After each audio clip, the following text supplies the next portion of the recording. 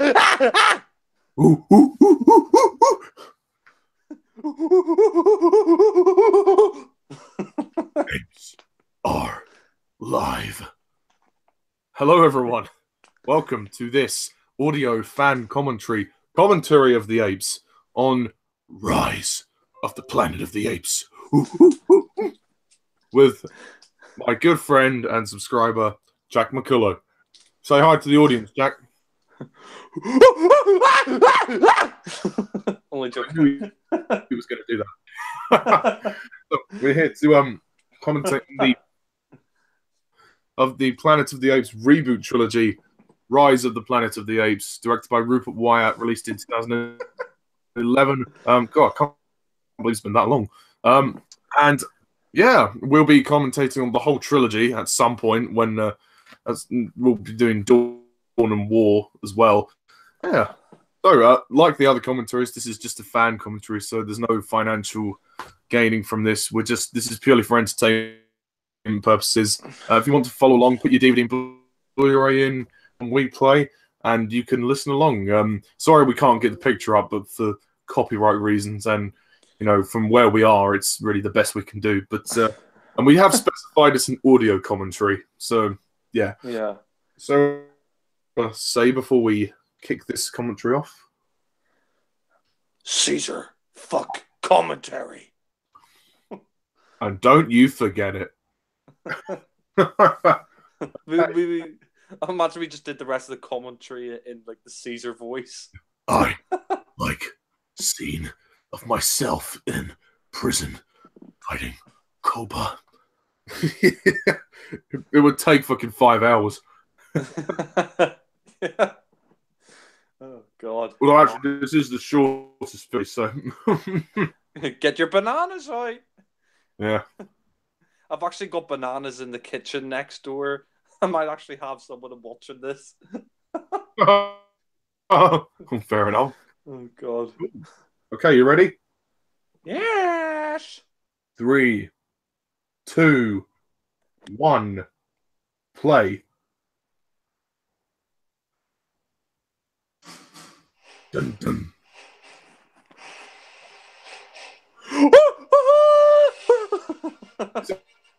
For War, they actually changed the music. They did it in an apified the fanfare. All I have to say is no Abraham Lincoln in this film. Oh, fuck's sake. That's the worst fucking ending. Is that trying to be a homage to the original Planet of the Apes? Because fucking sucks. Yeah, it is. Oh, God. Yeah, Planet of the fucking Drapes, more like. Yeah. Planet of the Grapes. A fucking pair of curtains you just want to close the door on. Planet of the Grapes. God. Fuck's sake. Rise was definitely what we needed. Yeah, the reboot of the reboot. In the jungle, the mighty jungle. I mean, I have to say, this is the first time I'm looking at this on Blu-ray. It looks so fucking good. The picture is so sharp. I told you. Yes. Yeah. Upgrade to Blu-ray. Joking. The colours. I mean, even for this film, Rise, which came out, the effects still look fantastic. Yeah. Could you imagine if he met the monkey from Jungle Book? I'm the king of the swingers now. Jungle Louis. VIP. Yeah. Fourth one. I mean, to be honest, people like remake Jungle Book a lot of praise. They say, well, yeah, but I think the effects in the Apes trilogy. Yeah, I have to say, like, you know, the masks for the originals were good, but the motion capture here with Andy Serkis is just stunning. It's absolutely stunning. I mean, these look like apes. They really look like, you know, actual apes, unlike the originals where they just kind of look like people in masks, you know. I mean, that's the thing. The originals are a product of their time. They didn't have anything else, and they won an Oscar for the makeup. Yeah, I mean So the makeup was good. I give you that, but I think like as the series went on, the makeup got cheaper, especially in like Beneath or whatever. When you're looking at like, I mean, Wally McDowell and the regulars are fine, but you look in the background. yeah. Yeah.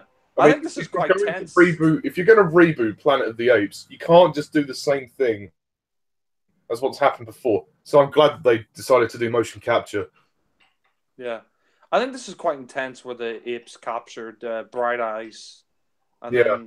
then she's given all these puzzles and stuff. Didn't they have the Lucas Tower in one of the other Apes films? Uh was it Dawn or War or something like that? I don't know. I don't know. I thought it was Escape, but I must be thinking of something else.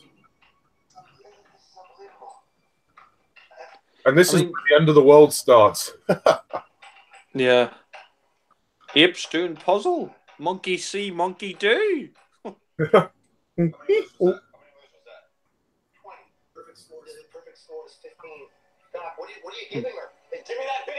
Imagine if like we got actual apes to do the commentary for this. Like, the whole commentary would just be every time the humans are on screen. Yeah. Oh, this guy, the boss, whatever. He's such a dickhead. Oh, yeah, I'm glad what happened. Yeah, I'm glad what happens to him later in the film. It's funny how actually I think it might be Cobra that kills him actually. Yeah, it is. Yeah. Yeah, Jacobs. He is about the profits. Yeah. And he's just an arsehole as well. Yeah, David. Yeah, actor, very good. I think James Franco is quite good in this as well. I mean, it's surprising you never really find out what happens to him after this film. I think he dies, but they never actually say he does. But I think he dies. I mean, to be honest, in this movie, it's good because he's dealing with like being a father, dealing with his job, and he's also dealing with his dad having Alzheimer's. So he's a very three-dimensional character.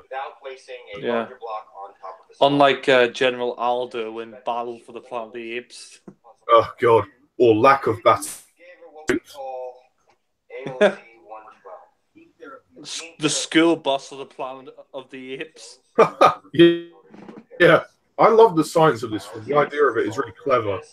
How they want to cure Alzheimer's, but it goes horribly wrong, and it has the reverse effect on chimps, which is really interesting. And it kind of sparks the end of the world. Yeah, I mean, what I think is so great about Rise and just the rest of the trilogy is just how serious they treat the subject matter. They don't make this into a joke. I mean, they could have easily have made this into like a silly film, but they take this really seriously, which is great. Because something like this pandemic that spreads, could actually happen in the world, and it has happened in the past. Well, they do say that the reason why AIDS came about was because a monkey like bit a human years ago and kind of spread the infection. So it could happen. You know, animals can transmit deadly diseases to humans. You know. I mean, this is interesting. Yeah. I wonder if that's iron brew in the drink. Yeah, I like iron brew. Jesus, yeah. I mean, already, like, we're only 5 minutes into the film, if that, and it's already so intense. You've got an ape, like, literally, you've got an ape going ape shit, you know. Rupert Wyatt knew exactly what to do with this film. I think they chose a brilliant director. Yeah. I mean, I'm surprised he didn't do the other films in the trilogy. Matt Reeves did. I mean, looking at Genesis, the way it says.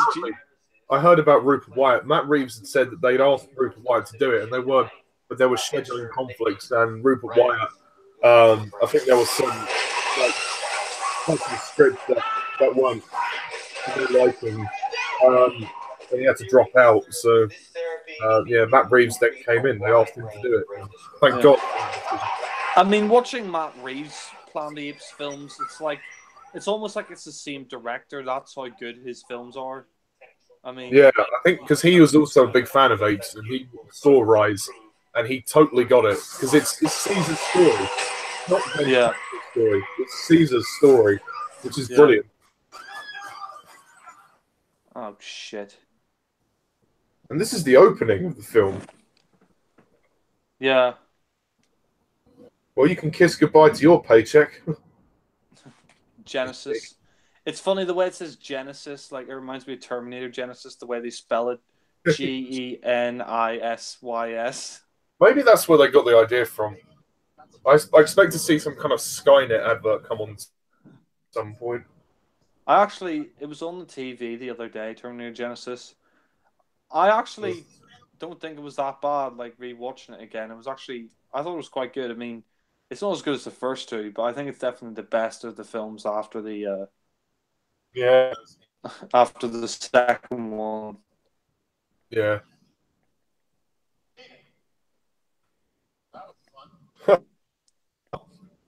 112.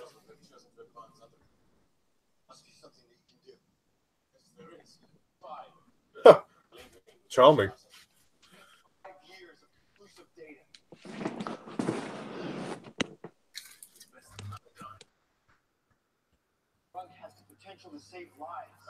Yeah.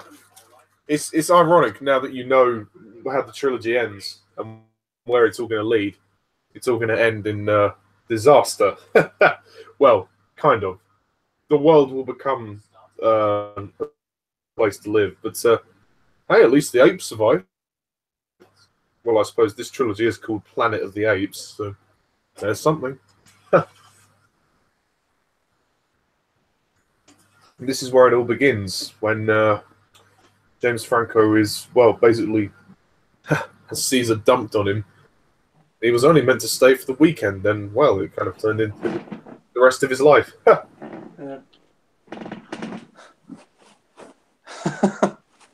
I mean, the thing is about the Planet of the Apes films is that humanity is always kind of feels in them. Yeah. The great irony is that the apes are more human, that the humans are more ape. There's kind of like a role reversal these films, particularly the reboot trilogy as well. I mean, even though Rise is the weakest of this trilogy, I still think it's brilliant for what it did. War and Dawn are more darker films, and they're more complex. They really delve more into the characters, but introduction to Caesar's story, you really empathize emotionally with Caesar because of Serkis' performance, and the direction they went is perfect. I wonder what Rupert Wyatt thought of the two sequels to this film. Well, I would have hoped he would have loved them. Yeah. I mean, if he didn't love them, I'd be surprised. Yeah. He's probably different to Matt Reeves. His vision. By the way, how many minutes are you in? 10. When James Franco just comes home. Oh. He's home. James Franco's a homeboy. He's this. He's very clever. He lives with his parents. Yeah. Well, you gotta start somewhere. Yeah. Then again, I guess because his dad is ill, he kind of has to keep an eye on him. I mean, John Lithgow is really good in this film. Mm. Mm. He was recently in Daddy's Home 2, which I heard didn't get great reviews, but I actually liked the first Daddy's Home, funny enough. Yeah. Well, the second it wasn't really great, but he was good in it. But I think what's great about him in this film is like to act playing Alzheimer's is a difficult thing to do. So I think he did that really well. He must have done his research into that. I mean, that's the thing as well. I mean, this is a really adult film. I mean, you think about it. I mean, it's dealing with a very sensitive issue, Alzheimer's. If they tried to camp this up like the Tim Burton film and then insert the Alzheimer's thing, people would be outraged. I mean, that's the thing. This could have easily become a campy fuckfest like the Tim Burton reboot, but it wasn't. Yeah. It's a very dramatic film in its own right. The thing there was no explanation as to how the apes evolved. They did not explain it whatsoever. At least with the original one, there was explanation at the very end. But this, you know from the beginning, okay, yeah, the drug, humans, it enhanced the apes. There we go. That's it. It's a very, clever film in that regard.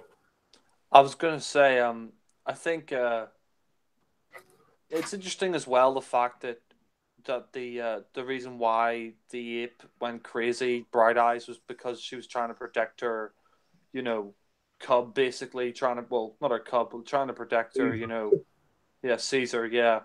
No. Which, I mean, you kind of feel bad in a way that Bright Eyes was killed because she was only trying to protect her, son. But I mean, it's what any sort of female do in that sense of the word. If the younger one is in place of threat, they feel they have to protect them, and obviously process, but save Caesar's life. Yeah. Oh. Yeah, I think John Lithgow is really good, and I mean, this is just a small note, but I think the baby Caesar, even though it's CGI, I think it's quite cute. Imagine the baby speaks. Where's the colonel? Sound like Gollum there for a minute. Baby Gollum. You should say that. Yeah, no, it's where. I mean, obviously, this isn't Andy Serkis. This is CGI, but from the younger age, Caesar upwards to the end of his life, an actor gets to play a character from that young to when they die. A Dead to Circus with Andy Serkis. Take the Andy.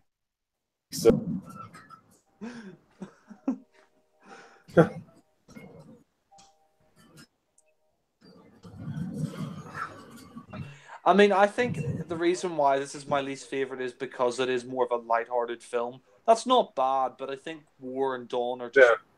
Yeah. I think War and Dawn deal with a lot more adult issues, and I just think Dawn is just amazing, and War was even better than that. I mean, Dawn was a fucking masterpiece, but War was like even better than that. I was completely blown away by both films. I mean, I didn't see this film when it came out because I wasn't into Planet of the Apes at the time. I got into the series with Dawn of the Planet of the Apes, but going back and watching this on DVD, I was really impressed by this as well. Like I heard, like, my dad didn't like Rise, but when I watched it, I thought it was great as well. Like I think the trilogy is probably one of my favorite trilogies, especially of modern day cinema. Yeah, I mean, a lot of filmmakers should aspire. It's amazing. I mean, even Rise, even though you say it's lighthearted, comparing it to the next two, it's not even that lighthearted. I think, than anything else. No, and I said it's not a bad thing. No. Yeah. Yeah, but I mean, like in comparison to Dawn and War, to say that it's that it's lighthearted isn't much really, because it's dramatic. Obviously not as much as the next two, but like, there's Alzheimer's and everything, and then Caesar's journey. I think it's all really well done, really well told. Yeah. You feel bad for James Franco as well, because he knows that his dad is, well, I mean, essentially he's going to die soon if he doesn't get a cure for Alzheimer's, I mean, that's really the interesting thing about this film, is that it deals with a lot of these adult issues like Alzheimer's and, human conflict and, kind of civil war and things like that. And, animal testing and science and all that, sort of darker side of like scientific research and things like that, which I think is really, really good, actually. Yeah. And also the fact of like equality as well, with him raising Caesar as his son, treating him as an equal start of this whole thing as well. It kind of foreshadows Dawn in a way, because obviously, he doesn't really trust them, but he just kind of wants there to be peace, whereas Cobra just wants to destroy. So This is also that as well. Like the humans just want to destroy the apes in the cages, whereas James Franco wants to just raise Caesar as one of his own. So I think it's a great argument to have. And what makes it so interesting? Yeah. It's interesting as well that James Franco steals some of the virus so he can, the cure, so he can see if he can try and cure his dad, which is interesting. Yeah, it's amazing how it starts off quite well, but then obviously side effects loom. It wears off pretty quickly. Yeah. I mean, to be honest, I don't think there'll ever be a cure for Alzheimer's in real life because, I mean, it is really a memory kind of thing. I think the only way you could sort of cure Alzheimer's, I think anyway, I mean, they've kind of said, if you're, good ways to prevent Alzheimer's are to keep your brain active, to do puzzles, to be in contact with the outside world sociably and stuff. That's how you kind of, prevent things like Alzheimer's from happening. But I mean, there's no way to kind of physically repair the brain completely. It's that's it. It's the long-term brain damage, and you will eventually forget. It's just the way. Sorry to be blunt, but it's a full thing. Yeah, I mean, my dad's aunt has Alzheimer's, and she didn't know who my dad was, and it's kind of, it affects a lot of people, unfortunately. Alzheimer's and dementia,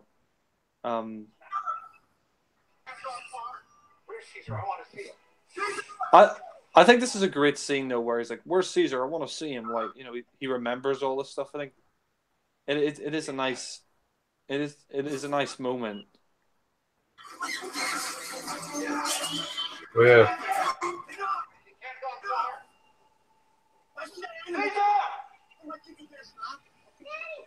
Oh, this neighbor guy's a prick.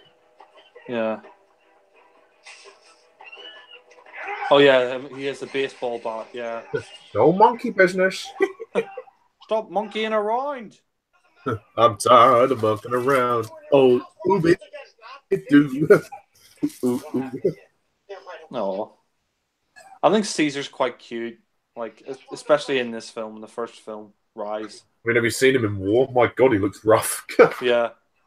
I mean, how did he go from a cute little monkey to a fucking yeah, like that? I mean, I think it's just because he's old. Yeah, sorry, go ahead.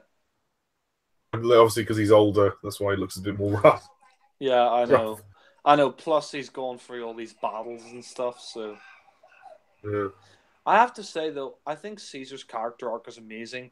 I think it's one of the best character arcs in films. Like, I mean, especially like the motion capture. I mean, that's the thing. You care so much about a character that's essentially just a monkey. The fact that you care so much about a CGI character that doesn't exist. A monkey. A character that's not even human. The fact that Andy Serkis does so well with the motion capture and the character arc is really just great. Yeah, I think what helps is like the emotion he brings to the part. Yeah. Really by the way, through. I agree with you. This James Franco's sort of love interest in this, she is kind of pointless. She doesn't really add anything to the film. Yeah. Other than to put a female character in the film, which I haven't got a problem with that. I mean, she's just there to look pretty, to be honest. But yeah, her character. I mean, the actress is okay, but it doesn't damage the movie for me. It's just something. It's the one thing that stands out to me as not working very well. Yeah.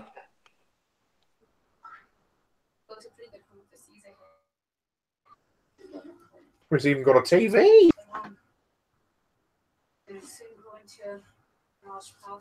Caesar salad. It's quite cute to see him grow up because it's a shame what happens to him after he gets taken away. Yeah. Kind of goes from bad to worse. Yeah, I mean, he sees the horrors of what these humans are doing to him. But what I like about this film is he doesn't forget how kind the humans were to him. Unlike the original films where, like, most of the apes and that are just like, all humans are bad, all humans are, this or whatever. He actually knows that humans could be bad and good. Yeah, they're flawed beings. They're very flawed. Yeah. But he hates them when, obviously, the Colonel kills his wife and son. Yeah. Well, I don't know if he hates humans in war. He hates the Colonel. He just wants to get revenge on him. Well, then he probably doesn't think very highly of humans at that point. But then I think when Nova saves his life, he feels a bit more like he knows that they're the humans. Like, she's the good, she's the hope in humanity. Yeah, I mean, these films are kind of reboots, but I don't know, like, could you say that these are kind of prequels? Because we do see that it's Nova in War for the Planet of the Apes. But then again, if you think about it, Conquest was sort of the start of Caesar's story, so I guess this is a reboot era then. I mean, I thought Rise was a prequel at first, but it is actually a reboot. You could say it's a prequel the way it ties in. Also, the thing is, when Nova original films is captured by the apes, and that would have been the new film in War. She's with the apes. She's on their team. So, yeah, that reason alone. But no, this is a great scene when Caesar's finally seeing the outside world. Yeah. Can you imagine if Caesar met King Kong, like Andy Serkis? 25-foot gorilla. Yeah. Funny enough, both played by Andy Serkis. Yeah. We should do a commentary in that film one day. I mean, I know it is long, it is 3 hours, but we should do a commentary. That would be fun. Yeah, I'd love that. I love that film. I think it's brilliant. Yeah. I mean, we both saw it in the cinema, and I remember watching King Kong, and at the end of it, when King Kong died, it was like the only time I ever cried in the cinema because I actually cared for the character of Kong. Kind of like Caesar in this, but in a different way. Yeah. Because that was very emotional. Yeah. I mean, Andy Serkis, he should win a fucking Oscar. I mean, he's given so many great performances, not just motion capture, but performances, like real-life performances as well, that are just fantastic. I mean, he deserved an Oscar for The Lord of the Rings. He deserved an Oscar at least for War for the Planet of the Apes or Dawn, but the Academy don't really recognize motion capture that much, which is a shame. I mean, most recently, he appeared in Black Panther as Claw. Oh, I love this transitioning, by the way. I think it's great. Like when he's climbing up the tree and you see like him getting older and stuff. Yeah. And then it's 5 years later, and obviously James Franco's with this woman now. They're like together. They're bunking each other, lol. Yeah. Ooh, ooh, ooh, ooh. Caesar's a bit of a perv. God, I mean, he's aged badly in 5 years.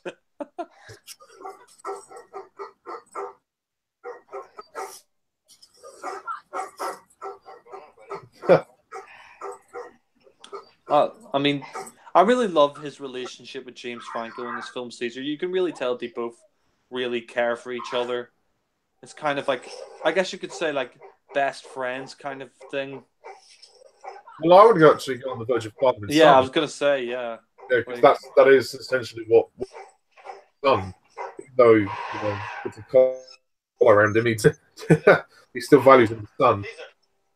Yeah. No, yeah, you're right, yeah. I would say that. And then at the end, Caesar kind of grows up. He kind of realizes he doesn't need James Franco anymore because he's grown up. Yeah. He leads a revolt, and he finds his own kind, I guess. Yeah. I guess, like, this may sound a bit weird, but like the way he's kind of like, he doesn't like being pulled around in the collar. I guess you could say this is Caesar's teenage years. Like, you don't understand me, James Franco. His years of adolescence are coming late. I mean, look at those expressions.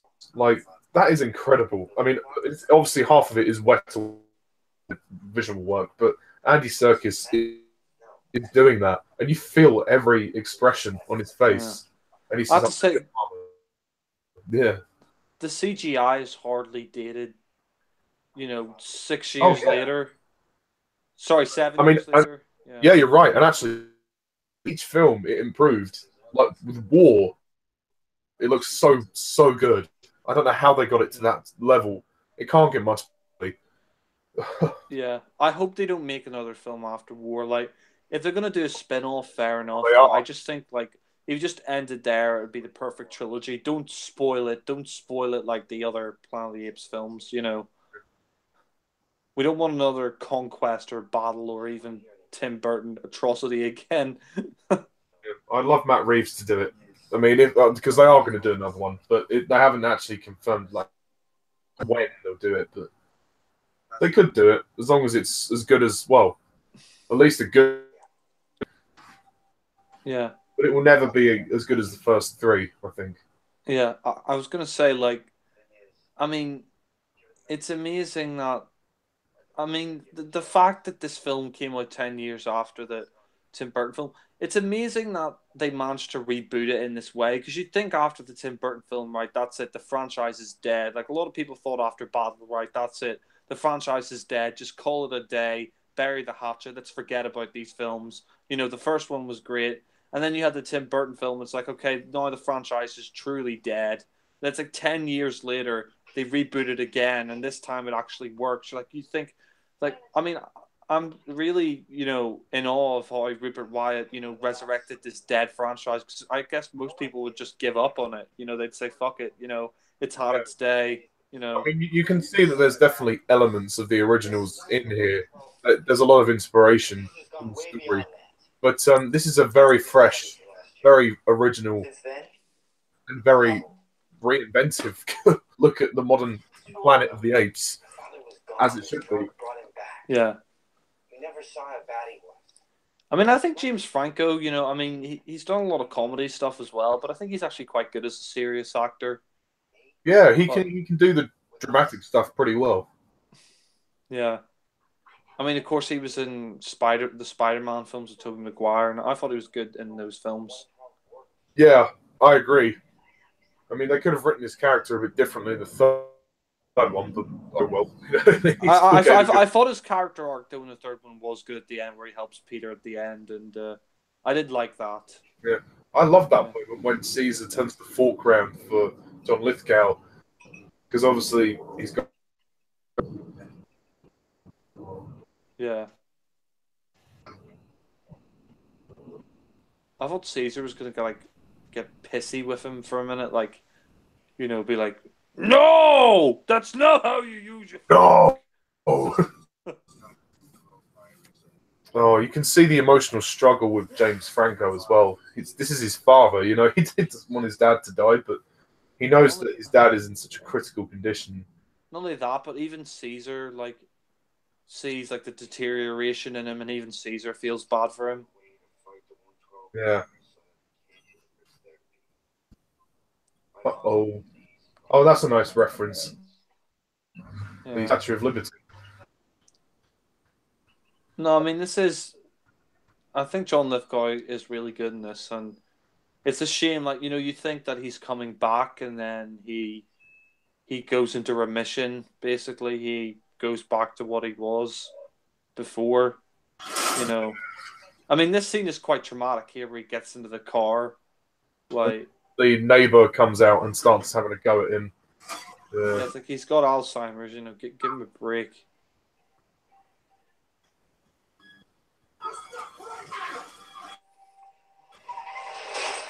Oh God! Like he doesn't know what he's doing. He can't control himself. I mean, John Lithgow, like you feel really bad for him. Just Yeah. And it intervenes. yeah, the neighbor is a dickhead. Yeah.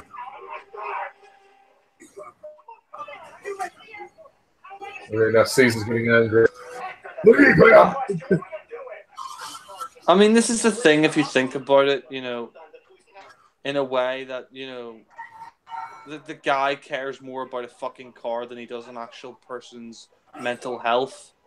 You know. Yeah, this is good. Caesar's getting pissed off. Like, I mean, I'm gonna be honest. I like this scene. The Caesar going psycho on this guy. Like, you know, I mean, the fucking bastard deserves it. Yeah, he's a prick.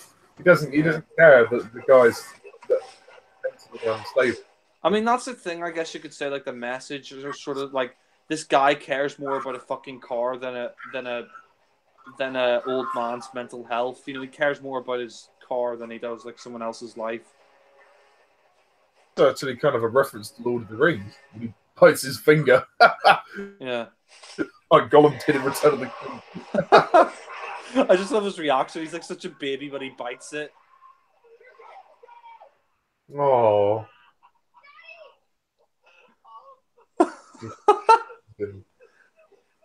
Oh. For a minute, I thought he ate his finger. That is great acting, though. The look on Caesar's face, like he's just like realized what he's done. Like, oh shit! Like, and now they all think it was just when it, like his mother protected him, he was just protecting John Lithgow. Yeah, I mean he's an ape. That's the thing, you know. He does what an ape does. Yeah. Like, you know, an ape's gonna do that. It's not like Take that thing off of him! Now he ends up being taken into a cage. yeah. Malfoy from Harry Potter. Yeah. Get your stinking paws off me, you damn dirty ape. No. Yeah. Now he's good in this. I mean, unlike in the Tim Burton film where it was cringy, here it's actually good. Yeah, and it's actually an empowering moment. Yeah. I mean, Brian Cox as well. Yeah. Yeah. The human characters are pretty good in this film. I mean, you feel bad for Caesar because he's never been in like an environment like this before. You know, he's basically going into ape prison, you know. Yeah, but not the last. He's going to ape reform school or whatever, like. Yeah, where they treat him like an animal. I think Andy Serkis has always said this, like, he's a human in an ape's body. He thinks he's a human because he's been raised. When he comes here, he doesn't know what to do because it's not like it's in his nature, but obviously he soon learns. Well, I mean, that's obviously. I mean, that's the thing, though, if you think about it. Like, it's kind of the same thing with, like, cats and dogs. Like, you know, if they live with you, they kind of think that you're part of the pack, you know, that you're the leader, that they're kind of like you, if you know what I mean. Yeah. Like, cats just see us. Like, if you have a cat and you've looked after it, like, for years, it just kind of sees you as a larger cat, or, like, it's, like, it thinks it's sort of part of your pack or whatever, you know. Sort of a dog. Hey, ow! All the same. I mean, this is quite interesting. Like, he realizes the wall's fake or whatever, and he's kind of like, it freaks him out. Like, yeah, because he's still young. If you think about it, you know, you feel really bad for him. You really do, because like he doesn't want, like, you know, he's always lived with James Franco, and he's always, you know, he's always been looked after him, and you know, now he's on his own, and it's just like it's traumatic for him as a character. Yeah, he goes through a change. He realizes, he thinks at first that James Franco doesn't care for him by leaving him there. He doesn't know why he's being taken there, but yeah, it changes him as a person. It's not heartbreaking, really, to go through that. I think the look on Andy Serkis' face, even though there is CGI, but he's doing all these expressions, I think they're brilliant. Like, you see the anger, the sadness, the kind of, you know, like, he's basically pleading for them to bring him back, but at the same time he's angry because they left him there, even though they had to. Like, yeah, they had no choice. It's also interesting as well that Caesar in this wears like human clothes. Like, that kind of makes him different from the other apes as well, that he wears human clothes, and then of course later they rip it off him. They rip off his clothes. Yeah. Stupid monkey. That's the irony. He's the... Who's the actor's name? Tom Felton? Yeah, that's it. Felton, yeah. Yeah. It's too much for him. He can't take it. Well, yeah, Tom Felton's character in this is a dick where he's like, "Ooh, ooh, ooh, ooh, ooh." Like, it's a madhouse. It's just this like dick American security guard. Yeah. Can't believe he has. No, I mean this scene is quite traumatic actually. Like he doesn't like it. You know, he finds all these other apes, you know, surrounding him, just kind of, you know. I mean, he's out of his own comfort zone. Once it comes through, it'll take about 90 days before you see survey. 90 days.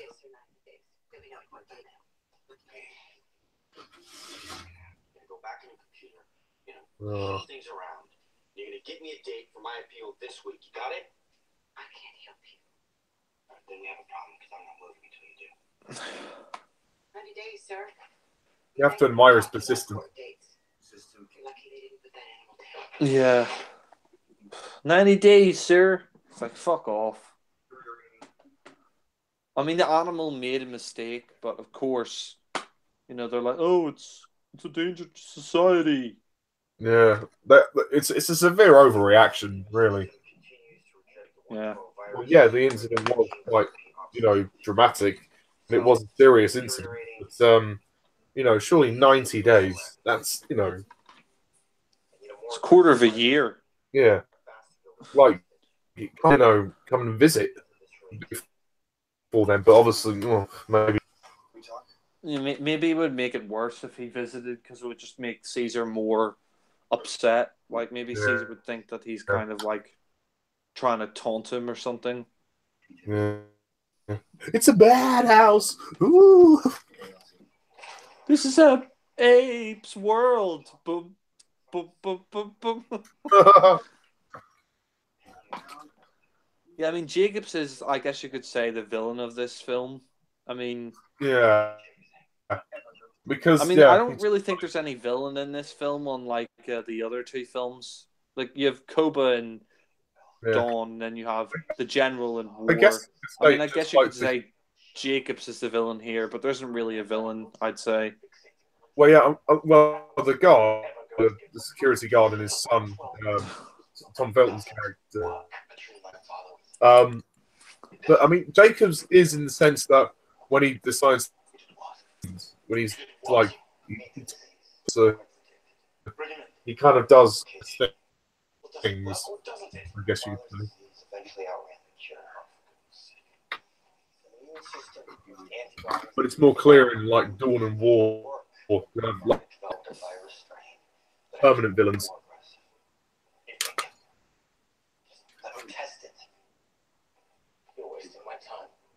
Yeah, Jacobs is just a dickhead. Like. He's obsessed with profits and, results and stuff. He's like, oh, you're wasting my time. Did it work? Did it not work? Give me an answer. It's like, ugh. Well, he certainly gets his comeuppance.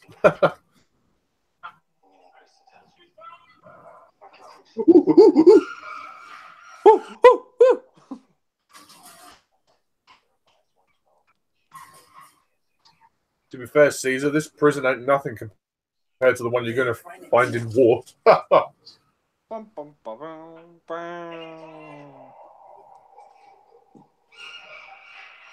Time to feed the apes. Feed the animals. I can walk with the animals, talk with the animals. Dun, dun, dun, dun.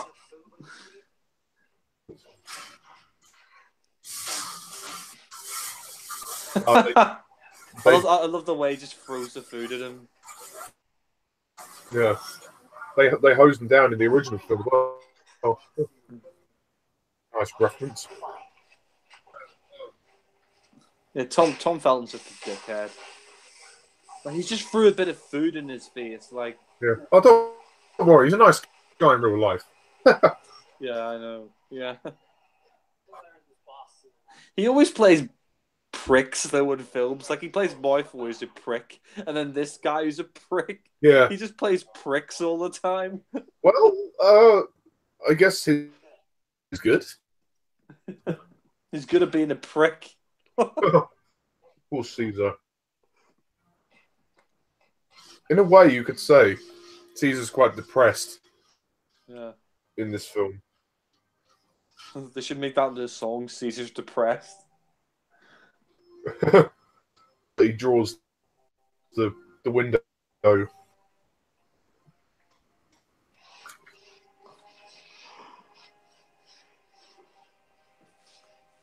Oh, make this film in 45 minutes. Quite impressive. Oh wow! I thought it was longer than that. I thought it was 2 hours. Oh no, it's the shortest. It's 1 hour 45 minutes. It's the longest war. Yeah. Done. Yeah. Yeah, war is 2 hours 20. Oh right, yeah.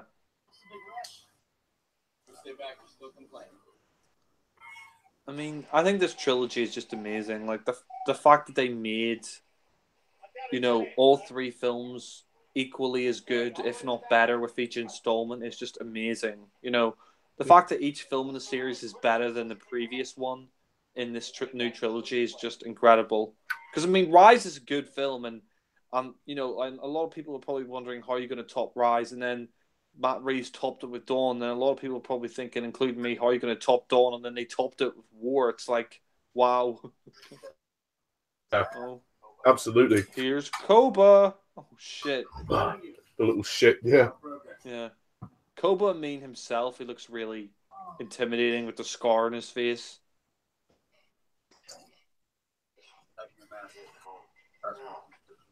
I mean, it was Dawn. You could totally understand Koba's motivations. I mean, yeah. Yeah.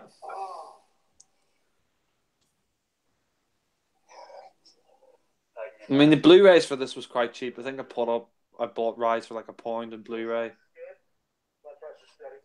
Oh wow, it really went down in price. Yeah.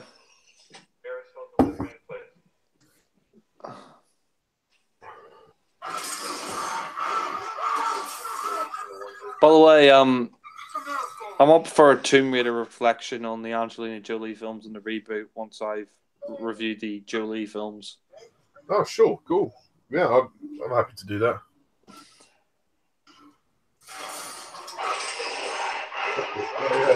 Oh shit! I think Caesar manages to dominate the apes eventually. He's very clever, so he is able to win their trust pretty easily later on. Yeah, I mean, at first they don't like him because he's so different, but then he manages to win them over. I mean, it's interesting as well, like how Caesar's the only one in that zoo who's intelligent, and then later when he goes back to James Franco's place and gets the, the Alzheimer's cure, he turns them all into, bright eyes as well. I mean, that's the interesting thing. Their eyes go green when they become intelligent. Yeah, which is real.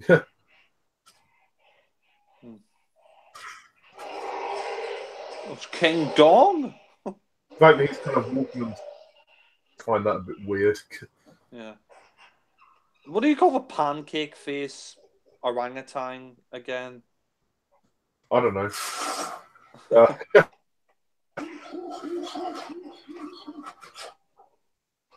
Oh yeah, this ape tries to pick on Caesar. Oh yeah, it's actually Rocket. Funny enough. Yeah. Who ends up being one of his best friends. Yeah. In the Dawn of War. Rocket Man! I feel so treated like crap. It rips off a shirt. It's a Caesar striptease. Striptease. You ripped off my shirt. I got this at Walmart. Actually, funny enough, the fact that this scene is told through no dialogue, is very impressive. Very completely what goes on through the direction, the emotion. Obviously, then Belton just breaks it all up with shooting. Yeah, I mean, you saw all the original films before you saw this film. Did you have any expectations with Rise? I didn't it underwhelmed me, but I did like this. This definitely won me over to Planet of the Apes, I would say. Yeah, I mean, what did your parents think when they saw it? Well, I've actually seen it. I think he liked it. My mum really liked it. Very good. Yeah. Oh, Jacobs. Jacob's cream crackers. It's moved along pretty well. Now, how long were you in? I'm in 48 minutes. Oh yeah, same. Yeah. And we've only got, less than an hour left of the film. Wow. God, this is quick. I mean, that's the thing about Jacobs. All he cares is about money and profits, and I mean, his character's just a arsehole.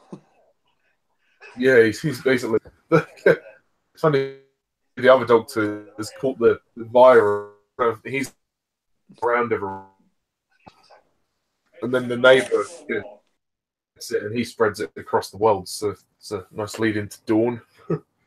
Yes. Maurice. I mean, when it comes to the original films, I think the first one is a masterpiece. The first one's great. The second one, Beneath, is good, but it is a weird sequel. I do think it has a few problems. Escape, I think, is great, and Yeah, it's fun. Escape, I think, is a great sequel and sort of a reverse version of the first film. Conquest is, to be honest, not very good. I just kind of find it slow and, I mean, Ricardo Montalban's good, but it's just kind of like, it's just kind of, I mean, Rise is a much better version of Conquest, in my opinion. Yeah. And War is, and then Battle, then you have Battle, which is just crap. I mean, what a way to end the series with that piece of shit, monkey ape shit. And then you got the Tim Burton film. I mean, the less said about that, the better. And then you have this film, which is great. I think Rise is probably the best Planet of the Apes film. Like, I mean, if you look back on it, Rise would probably be the best since Escape. Like, Conquest, Battle, and the Tim Burton film were kind of letdowns after Escape, and then you have Rise, which sort of reinvigorated the series. Kind of being the operative word.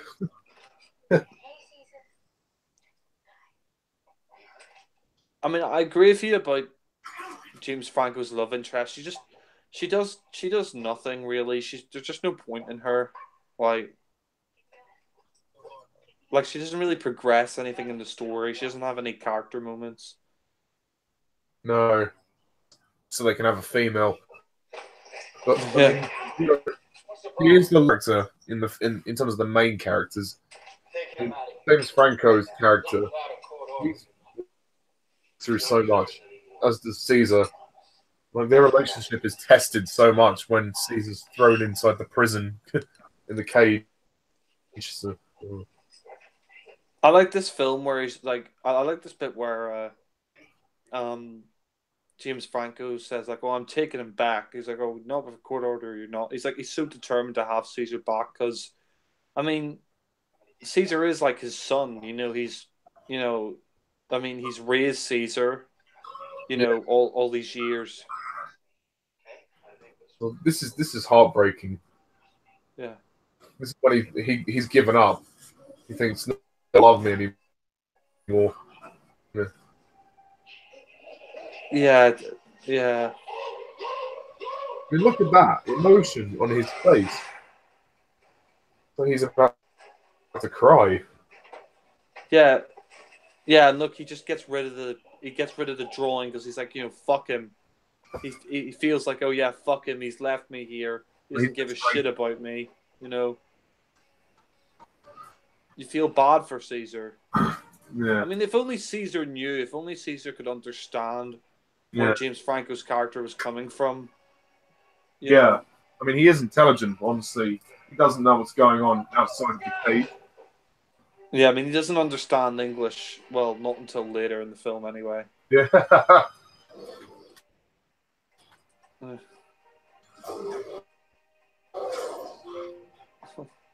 Caesar will be the new king of the zoo. King of the swingers. Oh.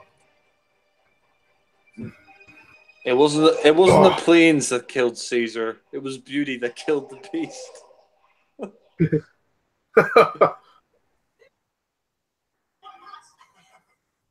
I'm assuming these guys, this couple and their daughter, are planning to adopt an ape or something. I'm assuming so anyway. Yeah.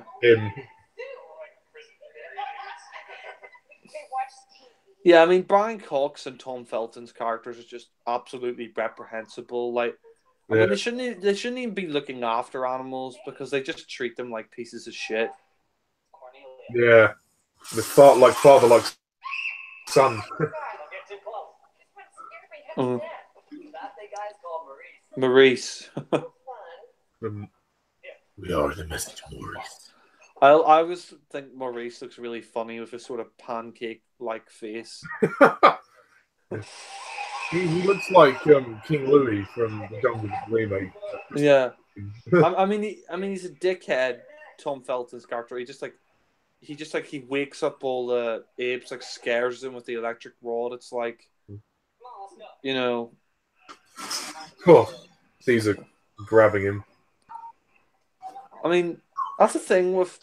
It seems like, I mean, it seems weird, but it seems like a lot of the Harry Potter actors, they didn't do much afterwards because they were sort of typecast. Apart from, I guess you could say, Daniel Radcliffe. Yeah, I mean, Emma Watson's been involved in things, but Rupert Grint hasn't done anything. Yeah. Some people choose to not do acting anymore afterwards because they don't like cast. But your man who plays Ron Weasley, he's got really built and now he's like a model or something like that. Like, yeah. So sorry, not Ron Weasley. I meant to say the guy who plays Neville Longbottom. He's really built now. Like, he's really muscly. I think he's like a model now for like jeans or whatever. It's like, it's so funny because like Neville Longbottom's like the most unattractive person in the films. Like, I mean, yeah, this scene's quite ingenious. Like where he gets the tool and he like manages to escape the prison cell.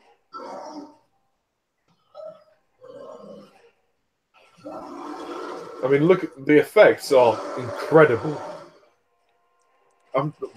Why did this film win an Oscar for visual effects? Yeah. What won the Best Picture that year? I'm not sure actually.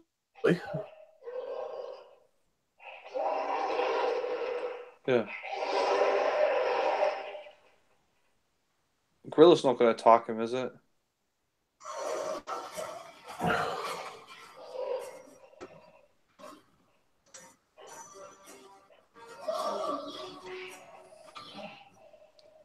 I'm surprised the gorilla doesn't come out. I think, well, obviously, the Apes escape. I'm with you now. Caesar's recruiting a revolt. Yeah. I mean, this is like Conquest, but a million times better. Oh, yeah. Without a doubt. I mean, Conquest was just really shoddy. This is like, you know, so much better.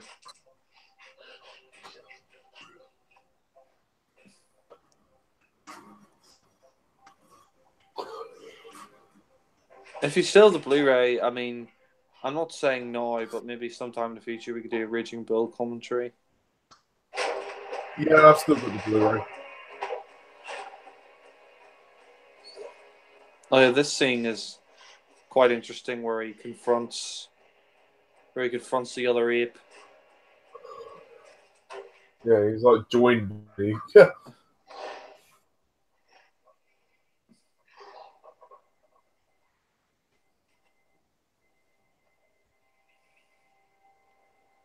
yeah, he does the thing. You know. I'd say the pacing is really good. The pacing is just superb. Yeah, I mean, we're already an hour in. We've only got 45 minutes left. And they've done a good job at keeping it moving. The story is really good. Yeah. And he's like, no, don't bother.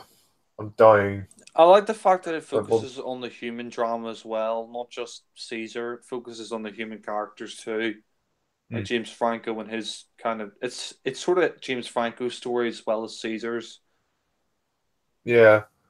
Although every film goes on, there's less and less humans. Yeah. Well, that's because By the time it's become more dominant. Yeah. War. Like, there's only the colonel, the soldier, really. It's interesting. I mean, in terms of the evolutionary chain, we're superior to apes, but it's funny that apes sort of become superior to us in these films. Like, it's like humans regress and the apes progress. Well, his father dies. Yeah, that's a really good transition as well. Like, that's a really nice transition. And then, of course, he's dead. Like, he's the father and his son. He's like, I mean, yeah, it's really sad. Julius Caesar. Yeah, that's why he names him Caesar. yeah. And the picture of Caesar, that's nice. Hey, what's going on here? No, we have to analyze this blood work first. Break the nose is virgin. Stay for 2 days. No. I did. Huh. Hey! Hey! What's going on here? We're 113 trial.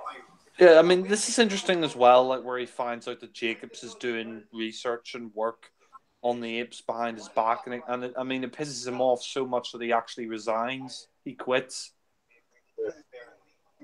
Yeah. I think also because he's just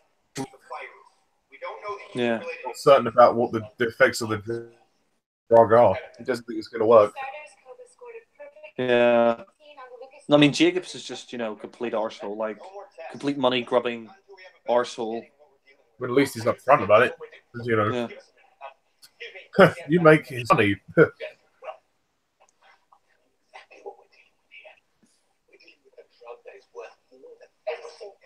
I quit.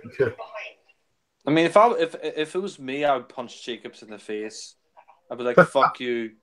I don't give a shit about your job."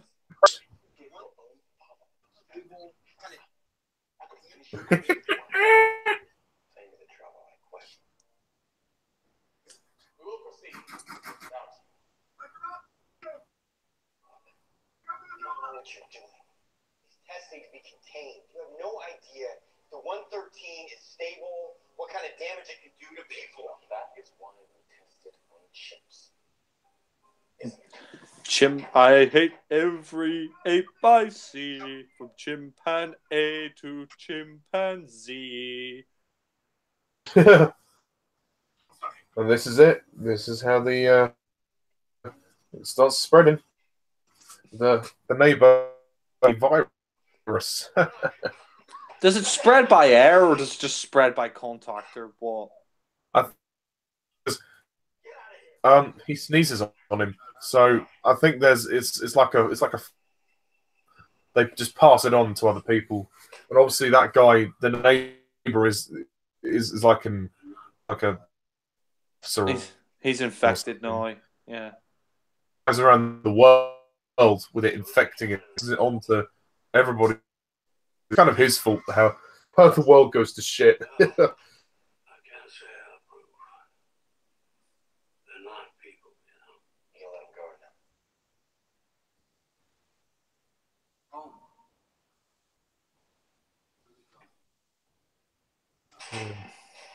It must have been hard for James Franco.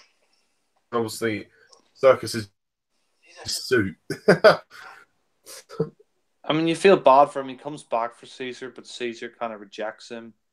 Yeah, he thinks he's going to be like an animal because of the lead. You're going to put a collar on me? No, thanks. No, I mean, you feel bad for James Franco because he always wanted to bring Caesar back. No, I mean that's a good shot there as well, where he sees the collar and like he just closes the door like. Tom Field's character.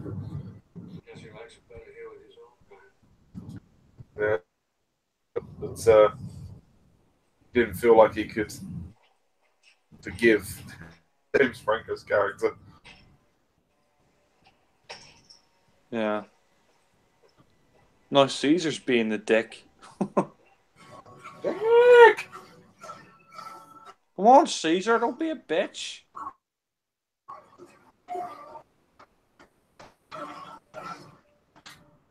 Buck. This scene is really dramatic, like where you see all the apes like Eating cookies.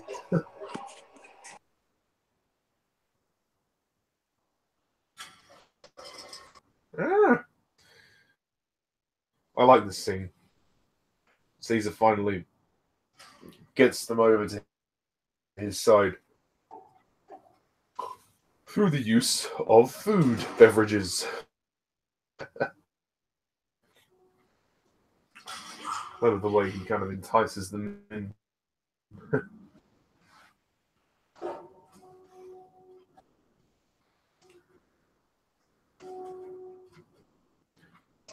It's great how you don't need dialogue in this scene. You can tell exactly what's going on through the expressions and what they actually do in this scene. It's very well done. It's so well done. And the spaghetti story, his character arc, he's changed.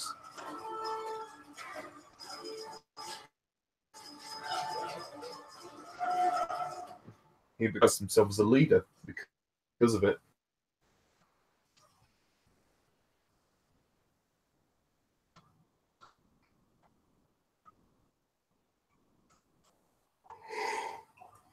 Whew.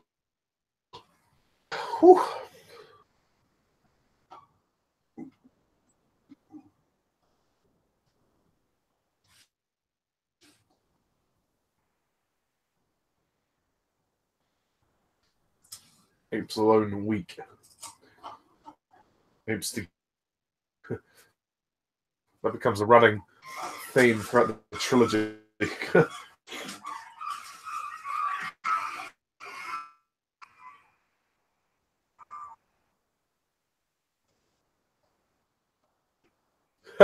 I'm stupid.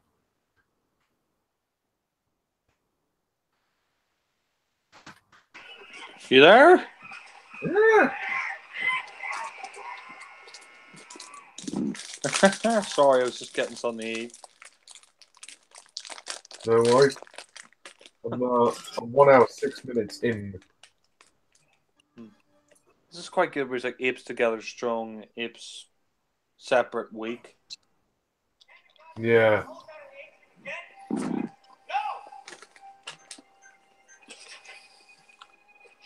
I believe he manages to get out and then he goes to the virus to sample James Franco's house. Yeah. I mean, they could that night, but obviously he wants to enhance the intelligence a bit. I mean, this is a Planet of the Apes film we've been waiting for decades. Well, Planet of the Apes fans particularly. It's not even 2 hours long. Yeah. I don't actually think it needed to be any longer. It's actually perfect. Yeah. Perfectly paced the way it is. I wonder if Tom Felton's character died in any of the sequels. Oh. I think he put electric shock.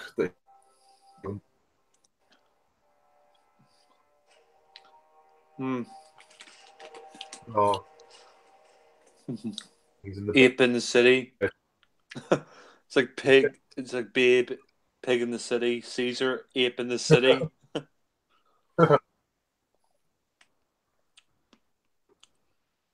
Oh, Caesar's a dirty perv. Yeah. Rhyme. Went there to get his own brew.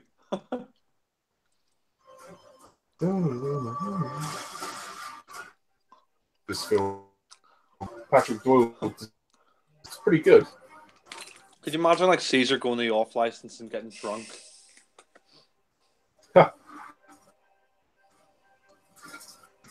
I feel good. Spinning. I need to strut my monkey stuff. Go. Go. Oh. Go. It's funny, in Conquest, Malcolm McDowell keeps shouting, go! And then in this, Caesar says, no! Yeah. No. I think we're coming up to that scene very shortly, actually.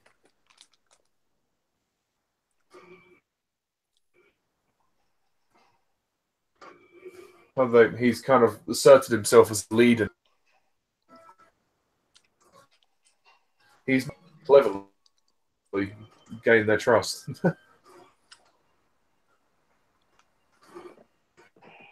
Because they're all green.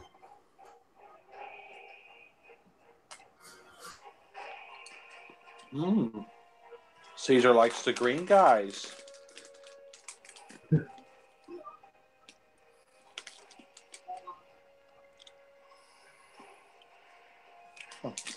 Monkey see, monkey do.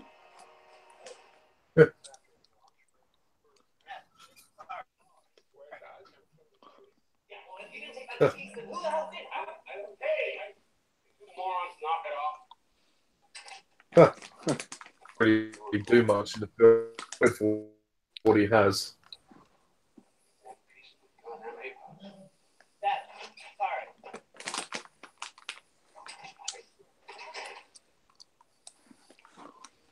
It's funny, Brian Cox played Churchill last year. So did Gary Oldman, but Gary Oldman won the Oscar. Yeah. That one was very good, though, in Darkest Hour. I never seen the other one with Brian Cox. No.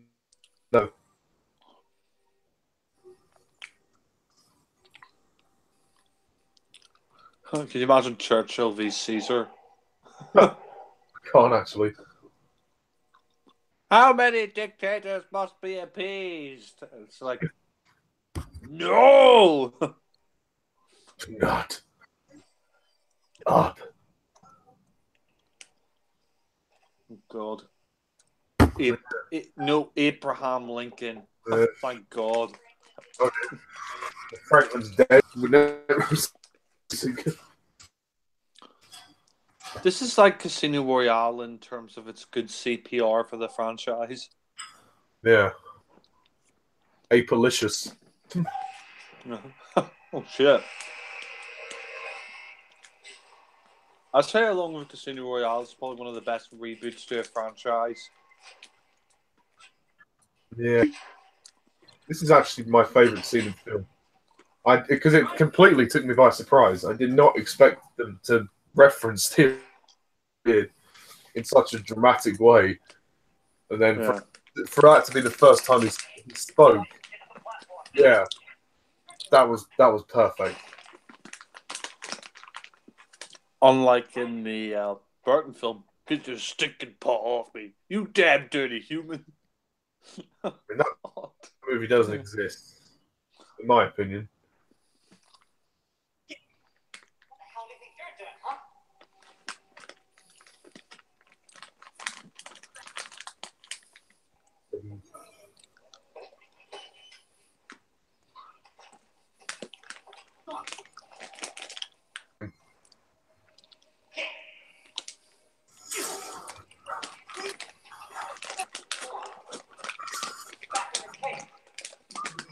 behind you.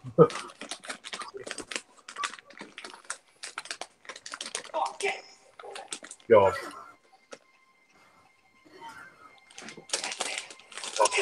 This is. I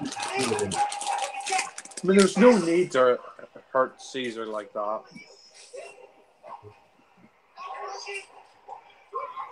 No! Now Tom Felton's been made into the monkey. That was. No! No!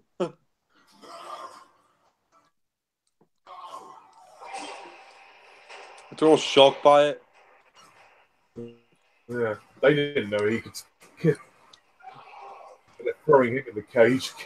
Can I play the piano anymore? Well, I couldn't before. He's like, no! A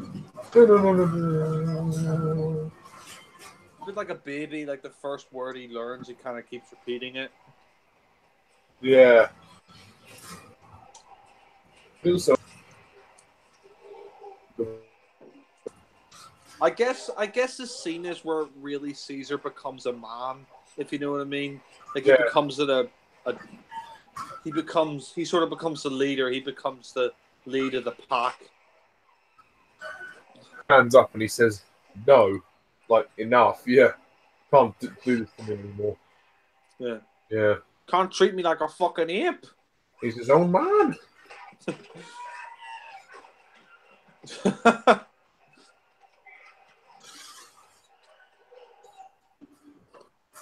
I like the fact as well he doesn't want any of them dead. He's like, no, don't kill him. Just, lock him up like they locked us up. Tom Felton's character's back. Electric shock.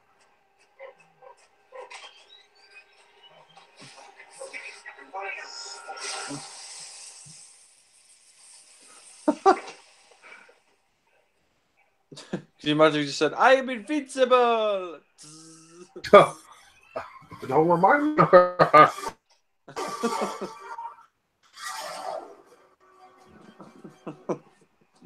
The apes. Oof. The apes are having their day. They're having their 5 a day revenge extortion.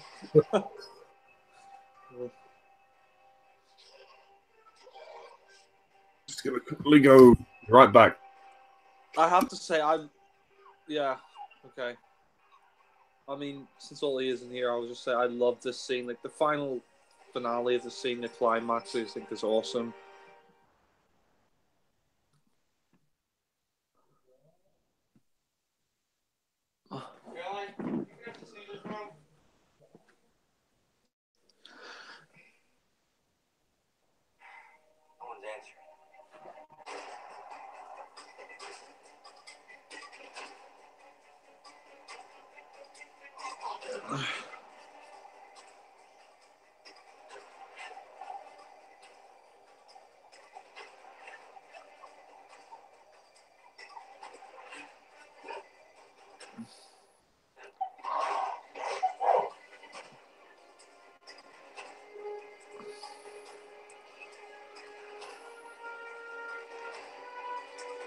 I mean, this. Sorry, I'm keeping quiet, but I mean, this film, like this chapter here, really is sort of the beginning of the end for mankind. I mean, we don't really see mankind start to, become really bad until the next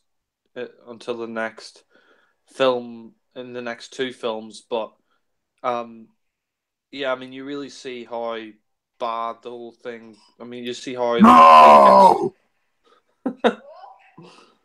Go! Oh. I agree. I heard a bit of what you said. Saying, like, I agree with this. Sorry, what were you saying? I was just saying that earlier, and I do agree about the finale. The finale is epic. Yeah. Yeah, the finale is probably my favorite part of the film. Just the climax is just so epic.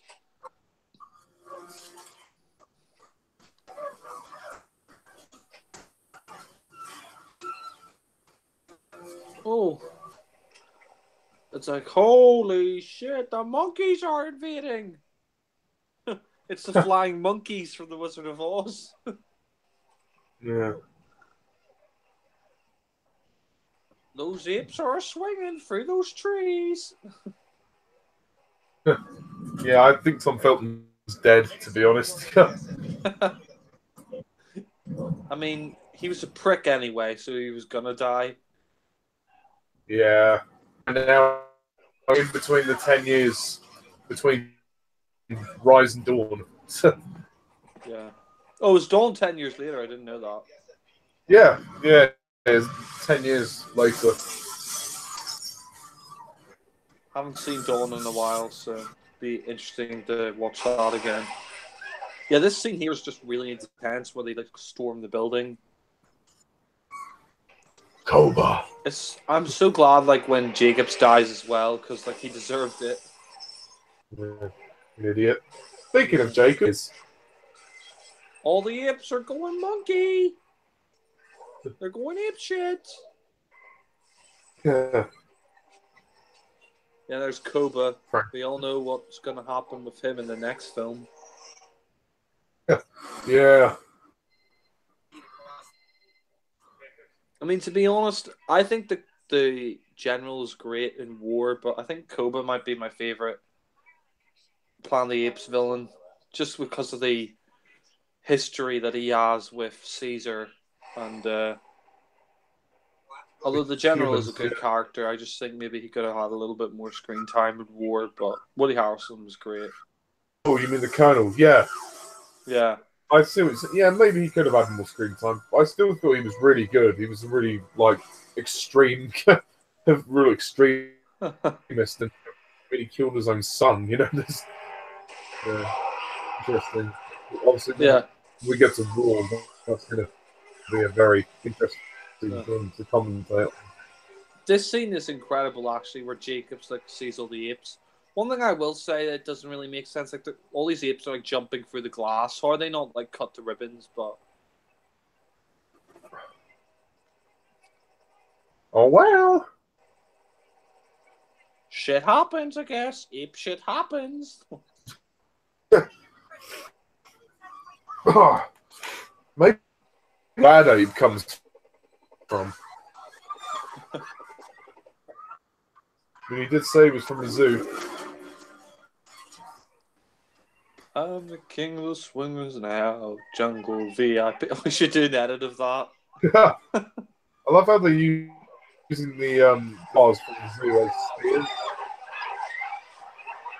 Yeah.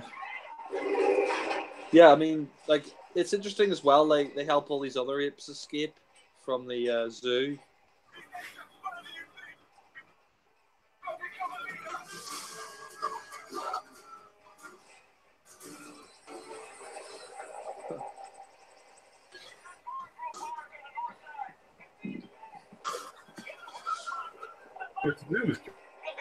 We're outsiders. I didn't want any of this. I mean, when you were watching this in the cinema, were you blown away by these scenes? Oh yeah, I was very surprised at how much I enjoyed this film. But did it make you excited for Dawn? Oh yeah. I was excited. I mean, and I was excited for War. Though I'd kind of like, yeah, I wasn't like. I was getting quite hyped for it, but I didn't expect War to be. Yeah. This movie just really surprised me. Three of these things really surprised me. Yeah. These scenes are amazing. Like, the apes sliding down the... Yeah, I mean...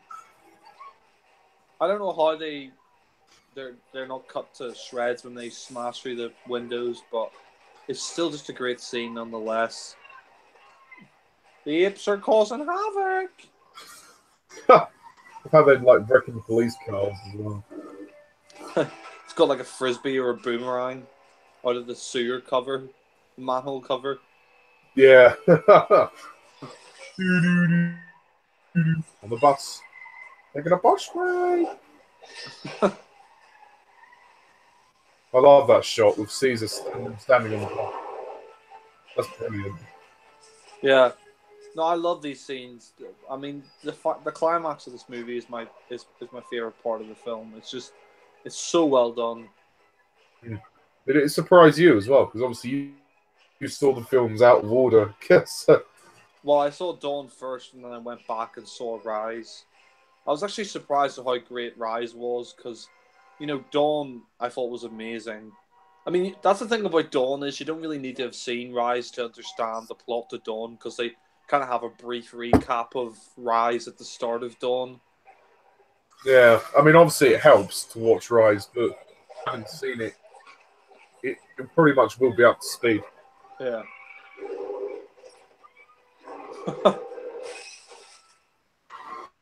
No, I mean, yeah, Rise just blew me away as well when I watched it, because my dad didn't like Rise and he loved Dawn, but yeah. And I heard, and you said he didn't like. Oh no, I don't think he disliked it. He just thought it was a bit too long. Oh, Like, fair enough. yeah.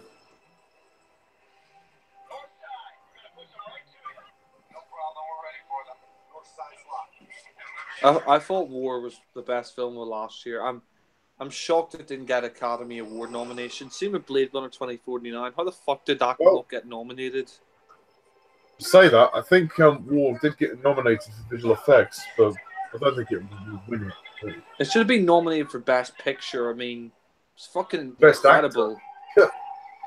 Yeah. I'd have been so happy if it won the Best Picture or Blade Runner 2049, because, I mean, the fact that Blade Runner 2049 didn't get nominated after all the really positive critical reviews, you know, I don't understand that.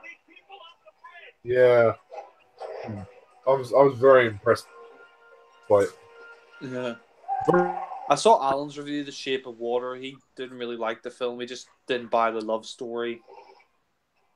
Yeah, I was going to try and see it, but I don't know where they're playing at my local cinema. Same, yeah. I don't think there's many screenings of it. Yeah, it's like that. There's that film that my friend told me about, Annihilation, with Natalie Portman. That came out in America, and he said it was like the best film he saw so far this year. And he said, like, you know, like they didn't release it over here in the UK, which is a shame, because I think he said the reason why is because they thought it was too much of an intellectual film. People wouldn't go see it at the box office, kind of like Blade Runner 2049, which is a shame, to be honest. But yeah.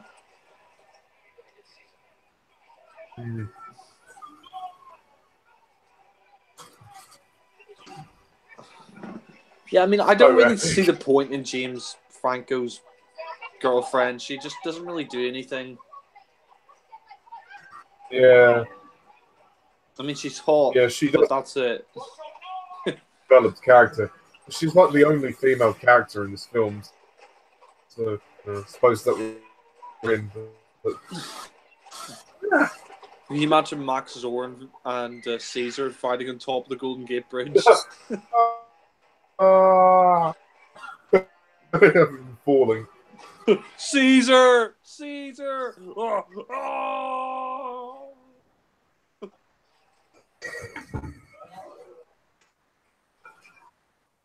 I mean, yeah, these scenes are just so intense.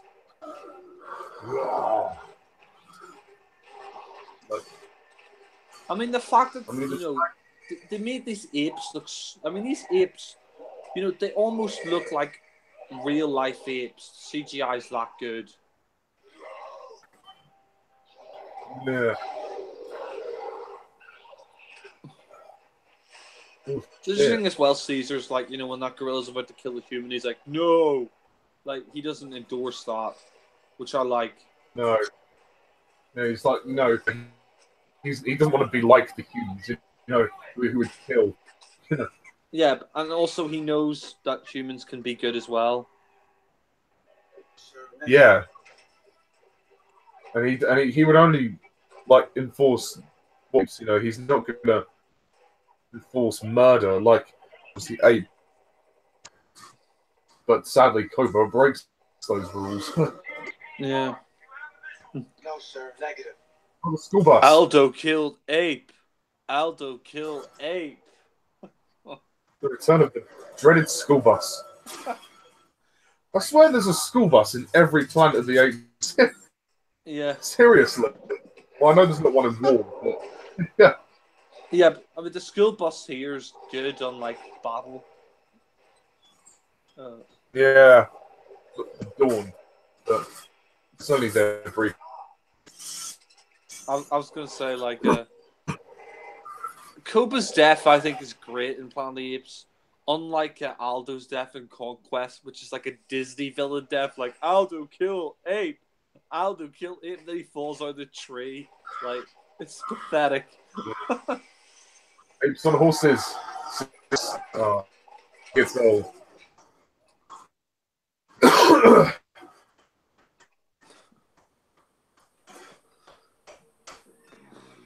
Ape kill. Yay! Those shots from the charge is incredible. Yeah. It's pretty good. I think it would improve in the next two, but it still looks great for what it is.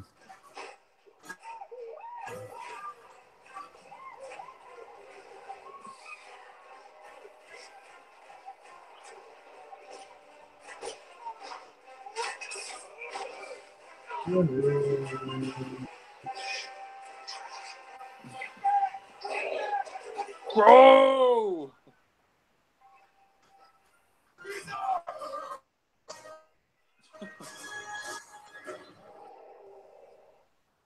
Uh-oh. Obviously, some humans do die in this. Yeah. I like the poster. Yeah. I mean, like where it says evolution becomes revolution. Yeah.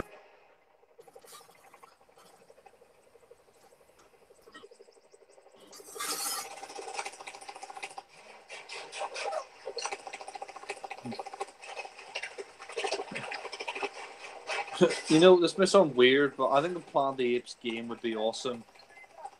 I'm planning to do the next gen consoles, but I don't know if it actually... I love this gorilla.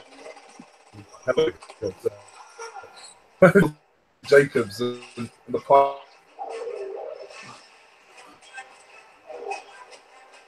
Yeah, I mean, Jacobs, let's be honest. Who gives a shit about him? Yeah, he does. He's a selfish guy. I think some of the CGI is a little bit dated, not on the apes, but just some of the helicopter CGI is a little bit dated, but for the most part, it's great. I mean, yeah, I mean, to be honest, I mean, looking at this film, I mean, there are films that are far more dated than this. I mean, this is only 2011, so 7 years, you know, I'd say that's still Yeah, pretty... no, the CGI is still great for a film that came out that long ago. Mm. But yeah, maybe some of the projection back green screen is a bit, you know, last year. Well, last year. Yeah, I think films look so good. Like, yeah, not that it's great, but yeah, that's a powerful scene where the ape dies in front of Caesar, and he's kind of, well, I guess you could say, kind of shocked by it. Yeah, you kill my gorilla, you fucker. He was my Harry Mary.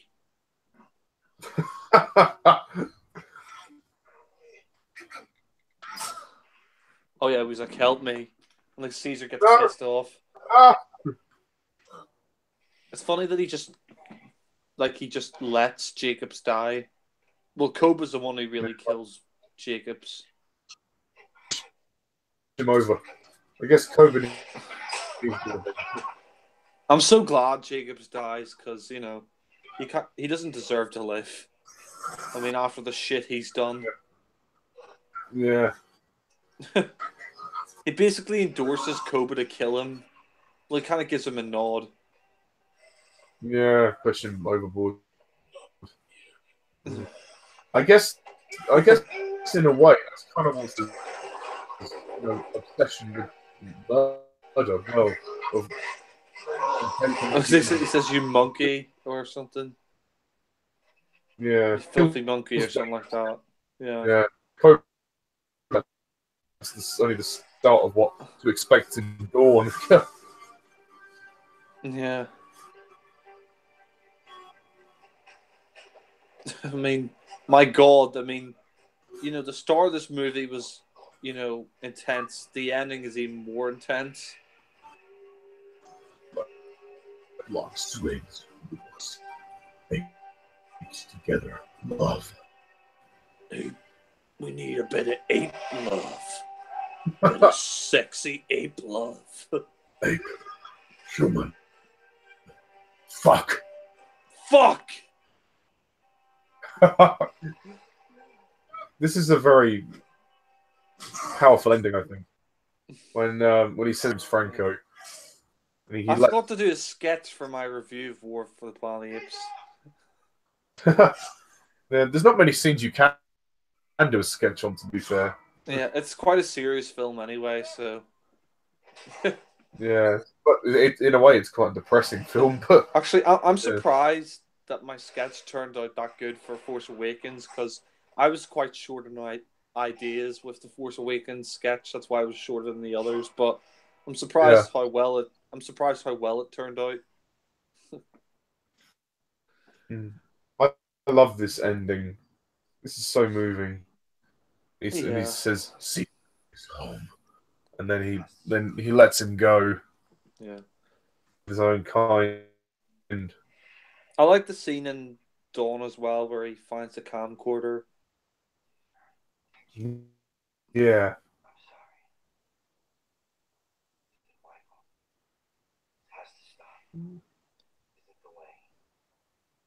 Home. Caesar is homo. Well, he is technically. I mean, Homo sapien.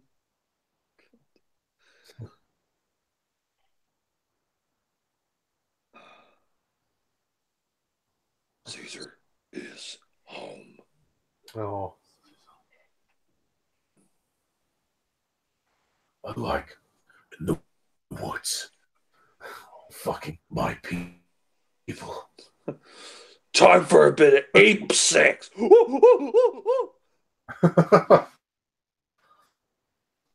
time to get down and dirty. What's great is that even though the story kind of hasn't really nice ending, it's a nice emotional ending, and he's now a well-respected leader, and it's only the start of the whole thing, really. Yeah. The genesis of the Planet of the Apes? Lol, yeah. That would have been another name for this movie. If it wasn't called Davros. Genesis.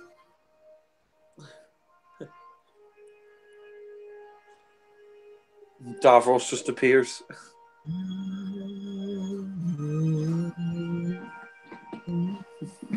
Nice music. Instead of the Lion King, it's the Ape King. Yeah. I do think War soundtrack of the trilogy. Oh, yeah. The soundtrack for this is pretty good too, though. Oh, I love the ending theme. Da, da, da. I love this ending shot as well, where he climbs the tree and looks out at the city. Like, yeah, it's great. I think the CGI for Caesar gets better in the next two films, but it's still pretty good here.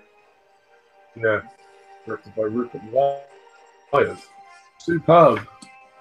Why? Did you not make another film? Woo!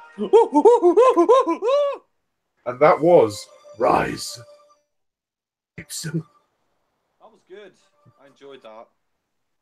I like the scene in the credits, and they have the kind of naval commander, and disease around. I spread my disease. Ho ho. Yeah. I spy with my little eye.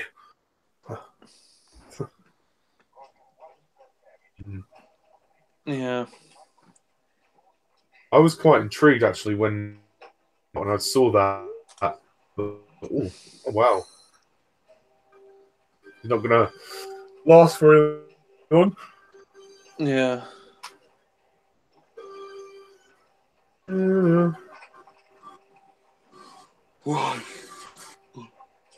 Oh yeah, you see the bit of blood. That's quite good. The way it. Yeah, I mean it's interesting. I didn't think he was a commander. I'm not sure exactly what he is, but that's probably something along those lines. Yeah, he's a navy. Oh no, he's a pilot. That's what he is. He's a pilot. Yeah. Yeah. No, that was excellent. Planet of the Apes. It is the weakest three, but only because next to just top it. Yeah. It's the weakest because the other two are just so good. Yeah. I still think this is so good too, but obviously the love interest is kind of... Yeah, I love the credits where you see like the virus spreading across the world. Yeah. Yeah. I mean, what would you give this film out of 10? 10. I'd give it 10. Whoa, fuck. Yeah. Kind of problem. The very nitpicky problems I have, I still think it manages to be it's brilliant. For the short runtime that it is as well, it's, you know, it pretty much tells the story perfectly. Yeah. I'll probably give it a 9 out of 10. But 9 is still, that's a good score. I do love it. Yeah. But obviously, the best is yet to come. We have Dawn of the Planet of the Apes next, and then War of the Apes, which I'm looking forward to immensely. Yeah. Well, I'm gonna have to go now, mate. But it was nice talking to you, and it's good doing the commentary. Yeah, no, that's fine. Yeah, that's pretty much it, Terry. We'll the credits, and yeah, stay tuned for Dawn of the Planet of the Apes commentary coming soon. Until then, I'm Ollie. This is Jack. Good night.